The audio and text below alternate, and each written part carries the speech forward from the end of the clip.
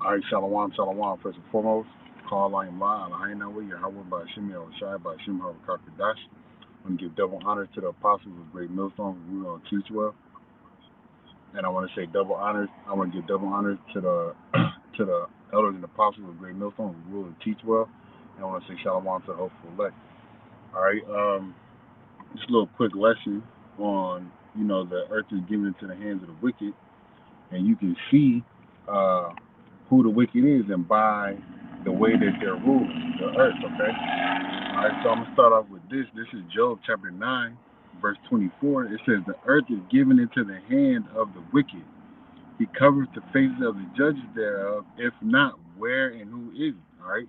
We know this as Esau Edom, the so-called white man, all right? He is the one that's in rulership right now. He is the one that has covered the faces of the judges, all right? I.e., by way of iconoclasm, okay? He covered up the faces of the Lord and the disciples, okay, and Yahweh.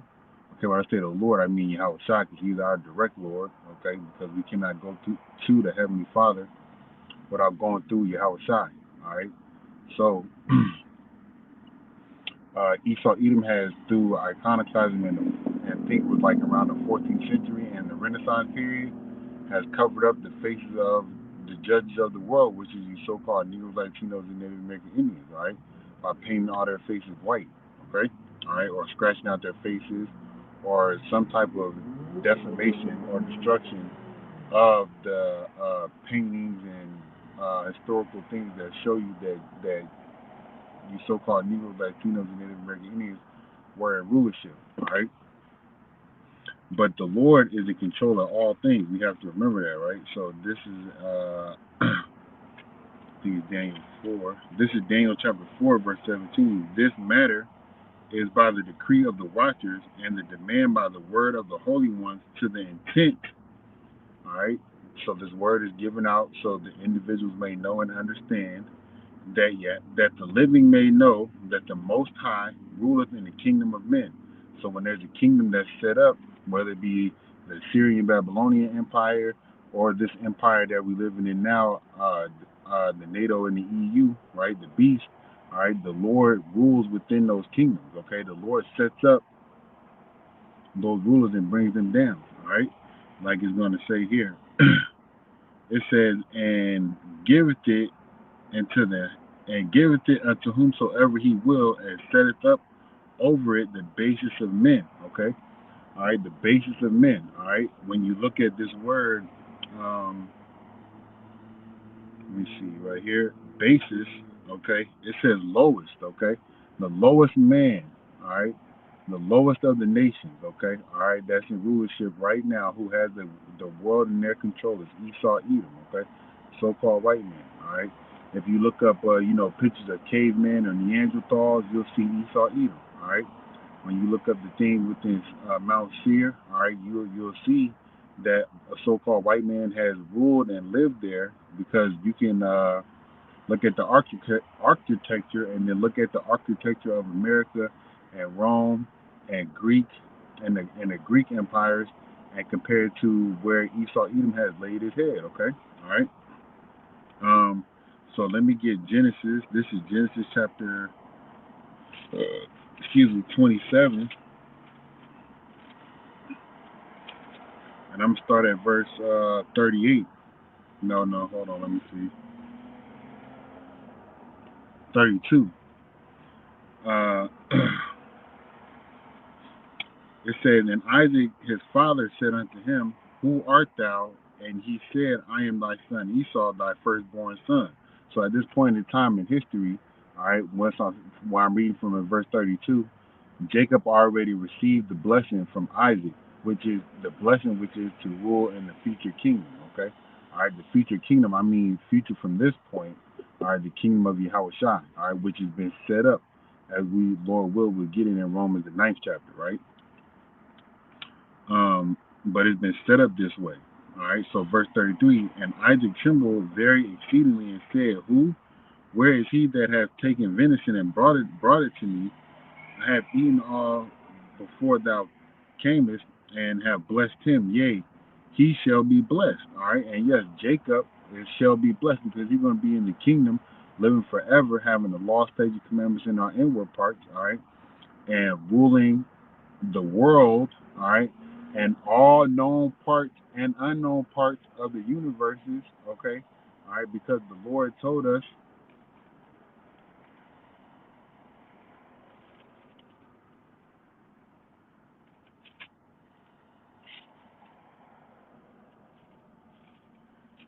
See where it's at. He told us that in his father's house there are many mansions.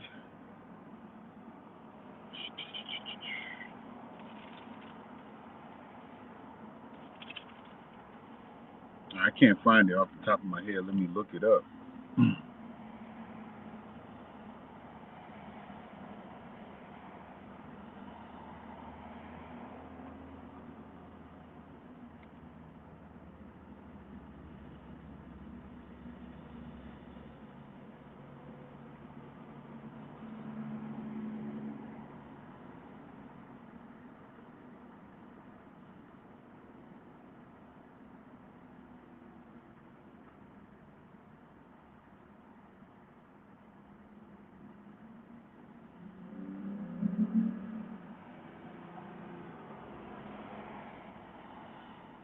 Oh, it's John 14. So, like I said, Luke. But it's John 14 and 2. In my father's house are many mansions. All right. All right. We know the Heavenly Father's house is up there above, the firmament dome of this earth. Okay. All right. Or the firmament, whether it be uh, it's above the earth. Okay, all right. There's three heavens. The heaven that we the so-called heaven that we're living in now. That's the white man's heaven. Then the heaven where the skies are. Okay, and then the heaven where the Heavenly Father sits. Okay, so you got to think Yahweh sits above all. So his his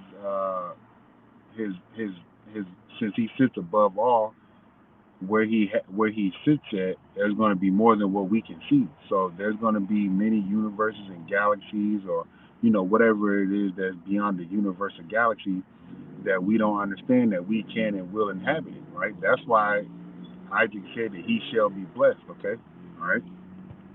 And this is the blessing that Esau missed out on. Okay, because it was all set up for it to happen like that. Right? So verse 34, it says, and when Esau heard the words of his father, he cried with a great and exceeding bitter cry, and said unto his father, bless me, even me also, O my father. And he said, thy brother came with subtlety, and have taken away thy blessing. All right, well, Jacob's name is Yaquab is to supplant, right? It says, and he said, is not he rightly named Jacob? And for Salakia, it says, for he has supplanted me these two times. He took away my birthright, and behold, now he taketh away my blessing. And he said, hast thou not reserved a blessing for me? All right, well, Esau sold his birthright for pottage, okay? And so Jacob didn't take it, all right? Esau gave it away, all right?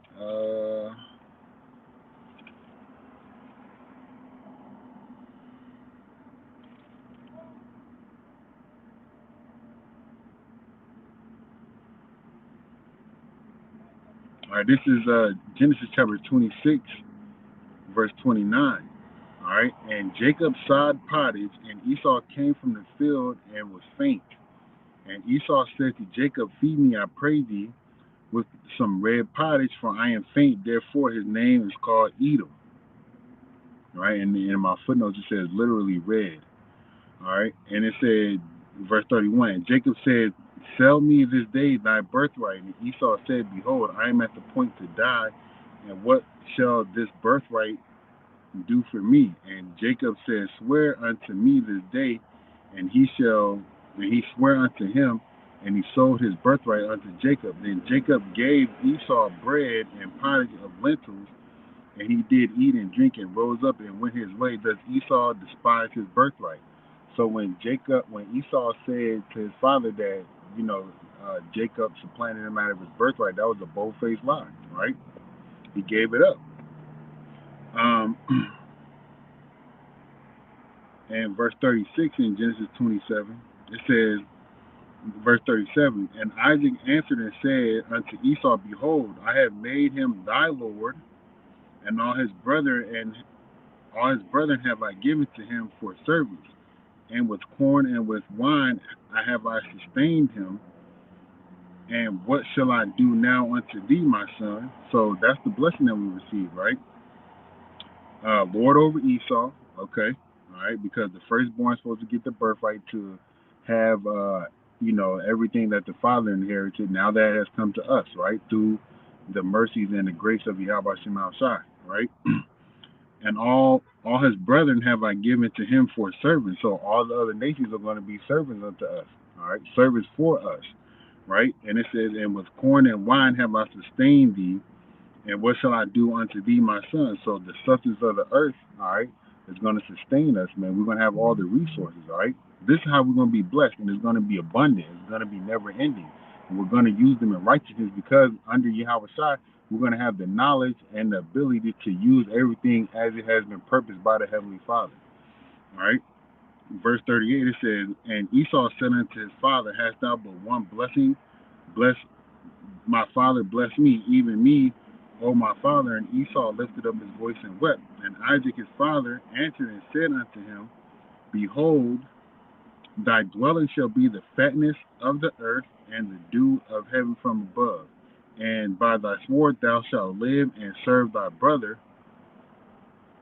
And it shall come to pass when thou have the dominion, thou shalt break his yoke off from off thy neck. So Esau has received the benefits of using his sword, okay, into recouping resources from individuals, all right, gaining, starting from the Greek period, which we're going to get into some Greek history, all right, because this is where Esau Edom's reign began as a world ruler in the Greek and during the Greek time frame, all right. So with his sword, he was able to conquer nations, take and steal their resources, control the minds of people, and make the world as what it is that you see today. There was an image that I seen on Instagram from one of the brothers' pages where it had those two Edomites, Lewis and Clark, and some Gadites standing behind them, and they said, imagine what we could do with this land. And then in the next picture, within that same still frame of Lois and Clark, right, you have um, things that you see set up in the city nowadays. So they just wasted the land, okay? They destroyed the land. They got McDonald's, malls, Golden Corrals, gyms, landfills, gas stations, cars running around on, gas and, putting those fumes out into the atmosphere, fucking up the atmosphere. You got, you got the chemtrails, you got the poisonous food from these places. You got all kind of stuff that Esau Edom, as the ruler of the world, has set up and given the world and destroyed it. He's slowly destroying the world. That's why the Lord is going to destroy him, right? Let me get this. It's popping to my mind. Let me see if I can find it.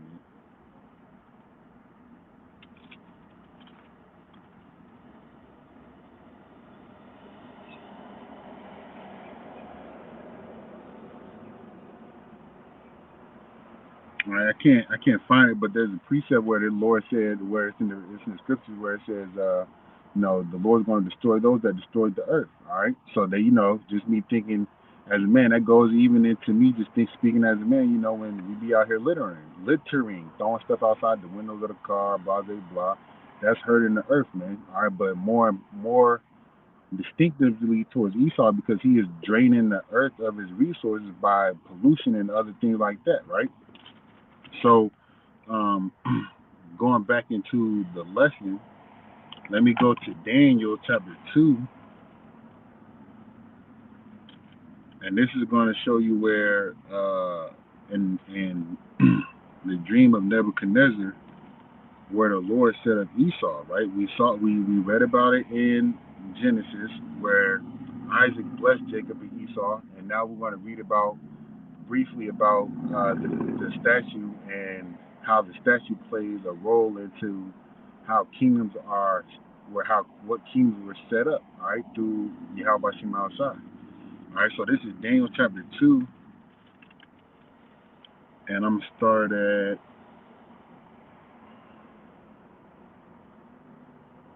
32. And it says, the image of this head, fine gold, Salakia, the image's head was of fine gold, his breast and his arms of silver. All right, the fine gold represents the Babylonians. All right, his breast and his arms of silver, the Medo-Persian Empire. All right, his belly and his thighs of brass. That's the Greek Empire. Okay, this is where the start of Esau Edom had begun. All right, started with Alexander the Great. All right, so-called the Great, but he was an Edomite. All right. Nothing great about Edomites, okay? The only thing great about Edomites is going to be their great destruction that they have reaped upon themselves, okay? It says, verse 33, his legs of iron, his feet part iron and part clay, all right? His legs of iron represent the Roman Empire, and his feet part of iron and part clay represent the NATO and the EU, man, all right? That the system that we're living in now, which the Lord is going to destroy, is, as we keep reading, verse 34, thou sawest till a stone was cut out without hands, which smote the image upon his feet that were iron and clay, and break them into pieces, and broke all the kingdoms into pieces, broke down the whole statue, all right? But when you are defeated, you're defeated, the end of you is your feet, right? So just as it is in Genesis, the 25th chapter, where Jacob and Esau came out, Jacob held the heel of Esau to pull him down, right? And Yahweh Shai is the one that's going to bring down all these kingdoms, all right, and set up his kingdom, all right? So I'm going to show this image right quick so you can get let me see if I got it in my phone. So you can see, I know brothers think it like millions of times.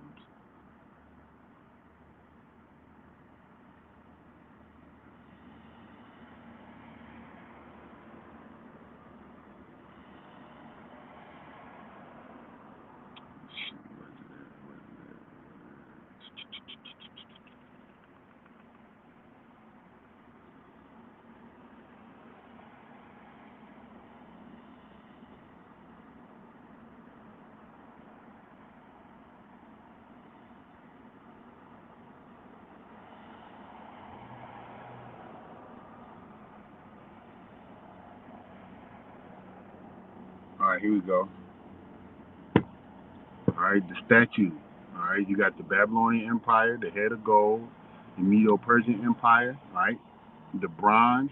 All right, the brass. Okay, same thing. The Grecian Empire. All right, which is the start of the so-called white man's empire. Then you got the Roman Empire. Then you got the revised Roman Empire, which consists of the NATO and the EU. Right, which are all Edomites, man. Okay. All right, all Edomites. Okay. All right. So it says here, in regards to the Grecian Empire, all right, it says it started in 331 BC. Alexander the Edomite conquers Persia. All right, and we're going to read a little bit on that. And it says Alexander dies, his four generals split up the empire. All right, we're going to read that as well. All right, and the four empires, the four generals that split up his empire were Cassander, Ptolemy, Seleucid. I can't read the other person, but all right.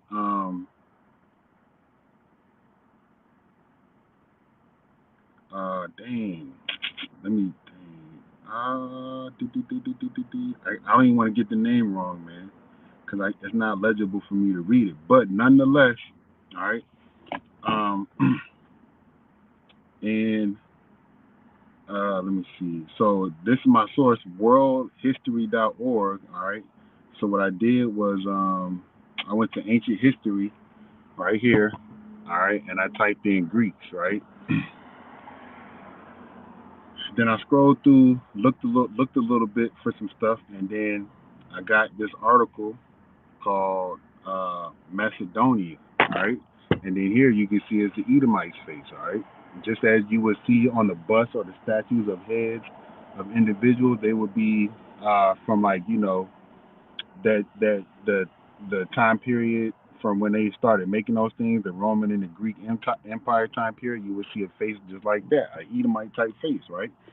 So it says Macedonia was an ancient kingdom located in the north of the Greek peninsula, first inhabited by the Macedonian Mac, Macedoni tribe, who, according to Herodotus, were the first to call themselves Hellenes,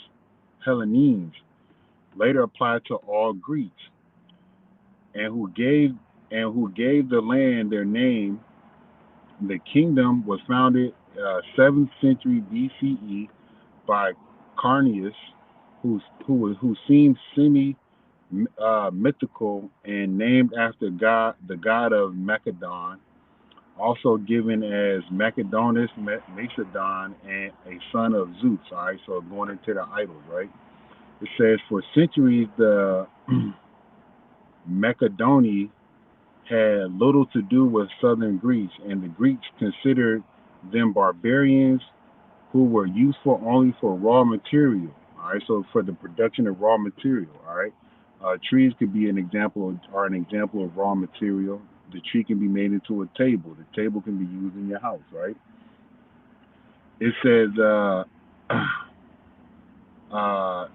were only useful for the raw materials their region provided, especially timber for shipbuilding. The Macedoni, for their part, held the Greeks in equal contempt.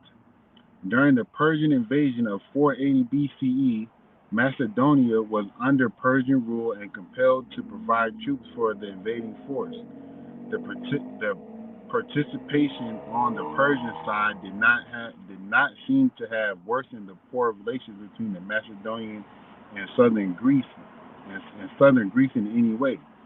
Following the Greek victory and the expulsion of the Persians, Macedonia preferred to remain aloof from the rest of Greece, and squabbles and fighting which constantly took place between the Greek city-states and southern states did the same with Macedonia. This is going to the point right here. After all this, after, all of this changed under the rule of King Philip II, all right, which is a Shalom, bro. Yahabashim Shabrakatah. All of this changed under the rule of King Philip II, who systematically brought the southern Greek city-states under his control.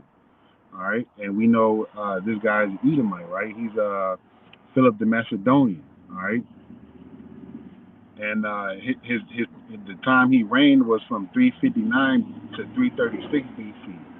All right. So I'm gonna read it again. All of this changed under the rule of King Philip II, or Philip the Macedonian, who systematically brought the southern Greek city-states under his control. After Philip's assassination in 336 BCE, his throne was passed to his son Alexander. It says the Great, but I'm gonna call him the Edomite because that's who he is. And he reigned from 336 BC to 323 BCE. It says who would spread Greek culture. All right, this is what Esau Edom has done, right? Through the force of the sword that he was blessed with, right? As we read in Genesis, the 27th chapter, it says, who would spread Greek culture and civilization across the known world of antiquity. Macedonia fell out of favor with southern Greece after the death of Alexander, with many Greeks resenting Macedonian rule and virulent antagonism expressed toward anything even remotely Macedonian. Macedonia continued as an autonomous and powerful kingdom until it was annexed by Rome along with the rest of Greece in 146 BCE. All right, so let's get into the Apocrypha right quick, and then we're going to speak on First Maccabees, where it speaks about what we just read in regards to uh, Alexander the Crete, man. All right, the Edomite. All right. This is First Maccabees chapter 1 verse 1, and this is the start of Esau Edom's rulership. All right. It says, and it happened that after Philip, that Salakia, and it happened after that Alexander, son of Philip the Macedonian, who we just read about. All right, he ruled from 336, 359 BC to 336 BCE. Right. Um, the it says, what is this?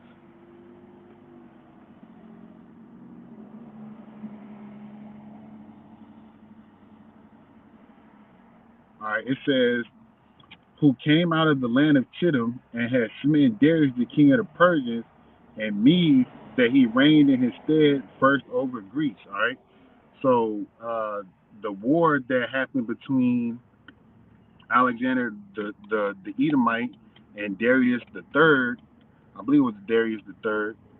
It was the Battle of Gilgamah in 331 BC. All right, and verse 2 in First Maccabees, it says, and made many wars and won many strongholds and slew the kings of the earth. All right, ruling by his sword that his father Isaac gave him. Okay, all right, to take the land, take resources, to get people under his control. Same thing that Esau Edom is doing now. All right, just because it happened in 331 BC or about the time that Alexander the Great happened, it's still happening, but it just happened in a different form. Esau Edom is not all out, with the sword taking over. He's taking over systematically, like it said Alexander the Great's father did. He, like, when in an article that I read, all right, that was on the Ancient History uh, Encyclopedia, right? It said, verse 3, it says, and went through the ends of the earth and took spoils of many nations, insomuch that the earth was quiet before him. Is not the earth quiet before Esau today? Yes, okay. All right, there's uproars and whatnot, but Esau Edom has the power to silence that. Okay, all right. It went from swords and close combat to long range projectile missiles and drone strikes and direct energy weapons and all types of other nonsense that Esau Edom has going on nowadays, as far as the force of the sword that was given unto him by way of his blessing, right, that he cried for uh, from Isaac, right? It says, verse 3 again, continuing on in verse 3, whereupon he was exalted and his heart was lifted up. All right, well, we know what the Lord does to the proud, man, okay? And he gathered a mighty strong host and ruled over countries and nations and kings who became tributaries unto him. And after these things he fell sick and perceived that he should die. Wherefore he called his servants, such as were honorable and had been brought up with him from his youth, and he parted his kingdom among them while he yet was alive. So Alexander reigned 12 years from 3 let me get it, because I don't remember off the top of my head. So from 336 BC to like 323 BC, right? Those 12 years. And the servants bear rule every one in his place. So the four individuals, Ptolemy, Seleucid, Cassander, and I can't remember the third one, and I can't see it in this still image. It's kind of blurry. And after his death, they all put crowns upon themselves. So did their sons after them many years, and evils were multiplied in the earth. Okay, so evils were multiplied in the earth by way of the rule of Esau Edom. But remember, the Lord Yahweh Shema Shai set this man up to rule, as we had read earlier in Daniel 4:17. Okay, so Lord, will you understand that the earth is given into the hands of the wicked by way of history? Okay, and more importantly, by way of biblical prophecy. Okay, more importantly, biblical prophecy, because without biblical prophecy, you would not get the history. If the Lord did not speak it through prophecy, it would not come to pass while time that while time goes by. So Lord will, you was edified. I want to give all praises, honor, and glory unto you. How about Shemel Shai, by Shema Rakakadash. I want to give double honors to the apostles of Great Millstone who grew well and teach well. And I want to say Shalom to the hopeful elect, Kwam Yasharala, and Mawaf Abba. Shalom Aki, how about Shemel Shai, Bakatah, Shalom, Kwam Yasharala.